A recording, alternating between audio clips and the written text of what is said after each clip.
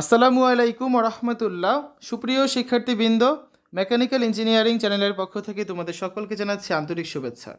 এই ভিডিওটি তৈরি করছি নবম শ্রেণীর শিক্ষার্থীদের জন্য। নবম শ্রেণীর শিক্ষার্থীরা, তোমরা যারা 2027 সালে এসএসসি পরীক্ষা দেবে, তোমাদের বিষয়ভিত্তিক প্রশ্নের ধরন, মূল্যায়ন নির্দেশনা ও নম্বর বিভাজন প্রকাশিত হয়েছে। জাতীয় শিক্ষাক্রম 2012 এর ভিত্তিতে 2025 শিক্ষাবর্ষ থেকে এটা কার্যকর করা হচ্ছে। আজকের এই ভিডিওতে আমরা আলোচনা করব এসএসসি 2027 সালের অর্থাৎ নবম শ্রেণীর পরীক্ষার্থীদের রসায়ন বিষয়ের প্রশ্নের ধরন ও নম্বর বিভাজন নিয়ে। তোমাদের রসায়ন বিষয়ের পূর্ণমান হচ্ছে কত? 100 নম্বর। তো রসায়ন বিষয়ের তত্ত্বীয় অংশের জন্য থাকবে 75 নম্বর, আর ব্যবহারিক অংশের জন্য 25 নম্বর বরাদ্দ করা হয়েছে। প্রথমে দেখা যায় তত্ত্বীয় অংশ। সৃজনশীল প্রশ্নের জন্য 40 নম্বর, সংক্ষিপ্ত প্রশ্নের জন্য 10 নম্বর এবং বহু নির্বাচনী প্রশ্নের জন্য 25 নম্বর বরাদ্দ করা হয়েছে। এই মোট 75 নম্বর হচ্ছে তোমাদের তত্ত্বীয় অংশ। প্রতিটি সৃজনশীল প্রশ্নের নম্বর হচ্ছে 10 করে, প্রতিটি সংক্ষিপ্ত প্রশ্নের নম্বর 2 করে, আর প্রতিটি বহু নির্বাচনী প্রশ্নের নম্বর হচ্ছে 1 করে।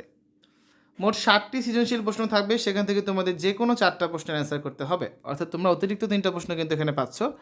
প্রতিটা সৃজনশীল হচ্ছে 10 করে, তাহলে 4 10 কত? 40 নাম্বার। তারপরে সংক্ষিপ্ত প্রশ্ন থাকবে 7টা, সেখান থেকে তোমাদের যে কোনো 5টা প্রশ্নের অ্যান্সার করতে হবে। এখানেও তোমরা 2টা অতিরিক্ত প্রশ্ন পেয়ে যাচ্ছ। প্রতিটা প্রশ্ন 2 করে, তাহলে কত? 5 2 10 নাম্বার। আর 25টা থাকবে বহু নির্বাচনী প্রশ্ন, এবং 25টা প্রশ্ন মানে সবকটি প্রশ্নের উত্তর তোমাদের করতে হবে।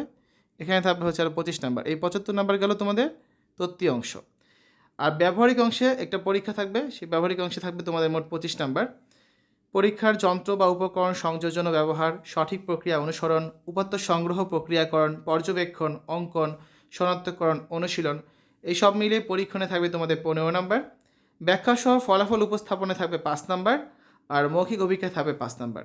এই হচ্ছে 25 নাম্বার তোমাদের ব্যবহারিক অংশ। আর তত্ত্বীয় ছিল 75, 25 আর 75 সব মিলে হচ্ছে 100 নাম্বারের একটা পরীক্ষা হবে। তো শিক্ষার্থীরা, আজকের এই ভিডিওতে আমি আলোচনা করেছি নবম শ্রেণীর শিক্ষার্থীদের অর্থাৎ এসএসসি 2027 পরীক্ষার্থীদের রসায়ন বিষয়ের প্রশ্নের ধরন ও নম্বর বিভাজন নিয়ে। আশা করি ভিডিওটা তোমাদের কাছে ভালো লেগেছে। তোমাদের অন্যান্য বিষয়ের ভিডিওগুলো আমাদের চ্যানেলে দেওয়া আছে, সেই ভিডিওগুলো দেখার আমন্ত্রণ জানিয়ে আজ এখানে বিদায় নিচ্ছি। আল্লাহ হাফেজ।